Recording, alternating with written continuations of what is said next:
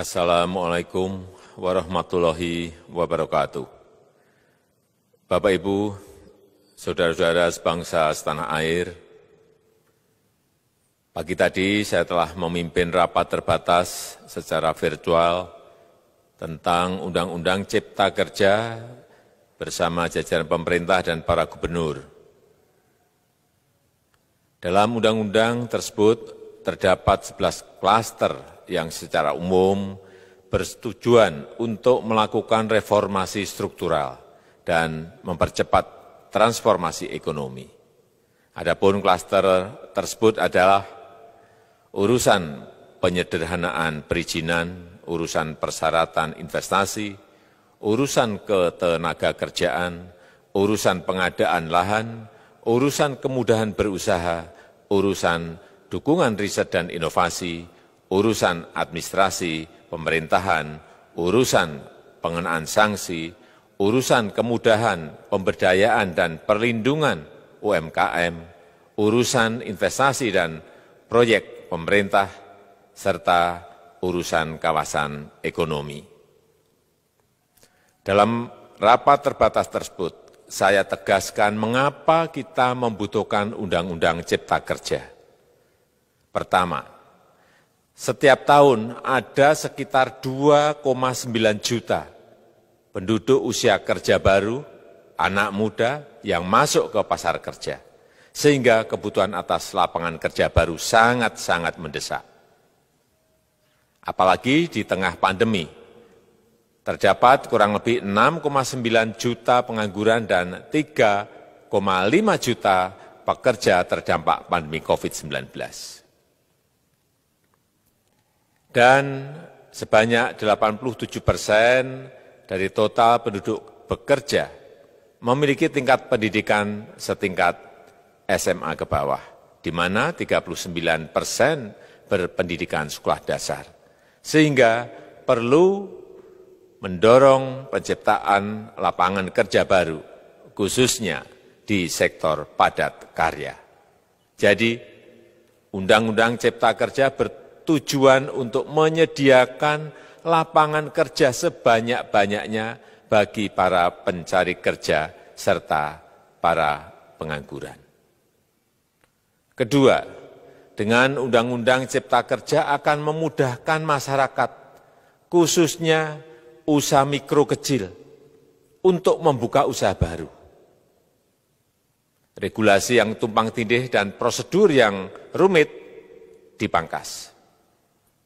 Perizinan usaha untuk usaha mikro kecil, UMK, tidak diperlukan lagi. Hanya pendaftaran saja. Sangat simpel. Pembentukan PT atau perseroan terbatas juga dipermudah. Tidak ada lagi pembatasan modal minimum. Pembentukan koperasi juga dipermudah. Jumlahnya hanya 9 orang saja. Koperasi sudah bisa dibentuk. Kita harapkan akan semakin banyak koperasi-koperasi di tanah air. UMK, usaha mikro kecil yang bergerak di sektor makanan dan minuman. Sertifikasi halalnya dibiayai pemerintah. Artinya gratis. Izin kapal nelayan penangkap ikan misalnya, hanya ke unit kerja Kementerian KKP saja. Kalau sebelumnya harus mengajukan ke Kementerian KKP, Kementerian Perhubungan, dan instansi-instansi yang lain. Sekarang ini cukup dari unit di Kementerian KKP saja. Ketiga, Undang-Undang Cipta Kerja ini akan mendukung upaya pencegahan dan pemberantasan korupsi. Ini jelas karena dengan menyederhanakan, dengan memotong, dengan mengintegrasikan ke dalam sistem perizinan secara elektronik, maka pungutan liar, pungli dapat dihilangkan. Namun, saya melihat adanya unjuk rasa penolakan Undang-Undang Cipta Kerja yang pada dasarnya dilatar belakangi oleh disinformasi mengenai substansi dari undang-undang ini dan hoax di media sosial. Saya ambil contoh, ada informasi yang menyebut tentang penghapusan UMP, upah minimum provinsi, UMK, upah minimum kota kabupaten, UMSP, upah minimum sektoral provinsi. Hal ini tidak benar, karena faktanya upah minimum regional, UMR, tetap ada. Ada juga yang menyebutkan bahwa upah minimum dihitung per jam. Ini juga tidak benar. Tidak ada perubahan dengan sistem yang sekarang. Upah bisa dihitung berdasarkan waktu dan berdasarkan hasil. Kemudian adanya kabar yang menyebutkan bahwa semua cuti sakit, cuti kawinan, cuti khitanan, cuti baptis, cuti kematian, cuti melahirkan, dihapuskan. Dan tidak ada kompensasinya. Saya tegaskan juga ini tidak benar. Hak cuti tetap ada dan dijamin. Kemudian apakah perusahaan bisa mem-PHK kapanpun secara sepihak? Ini juga tidak benar. Yang benar, perusahaan tidak bisa me-PHK secara sepihak. Kemudian juga pertanyaan mengenai benarkah jaminan sosial dan kesejahteraan lainnya hilang. Yang benar, jaminan sosial tetap ada.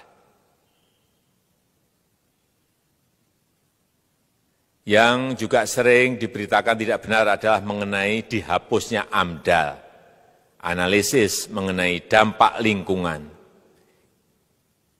Itu juga tidak benar. AMDAL tetap ada. Bagi industri besar harus studi AMDAL yang ketat. Tetapi bagi UMKM lebih ditekankan pada pendampingan dan pengawasan. Ada juga berita mengenai Undang-Undang Cipta Kerja ini mendorong komersialisasi pendidikan. Ini juga tidak benar.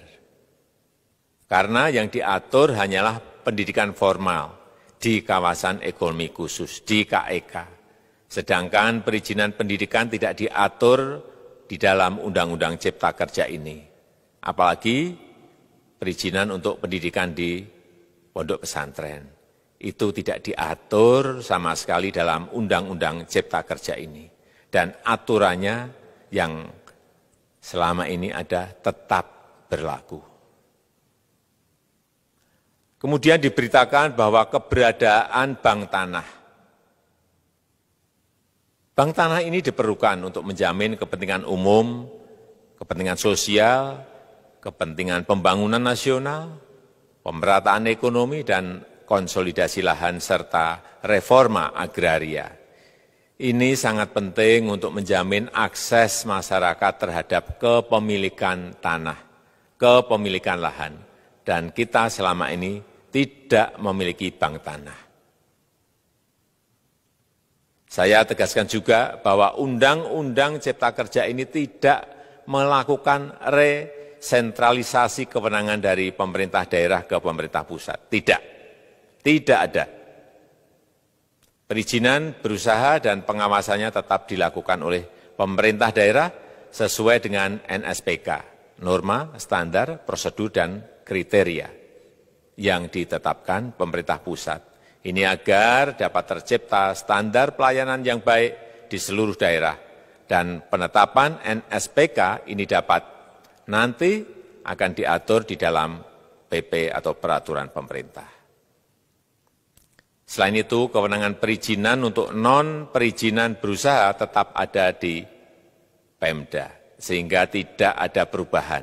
Bahkan kita melakukan penyederhanaan, melakukan standarisasi jenis dan prosedur berusaha di daerah.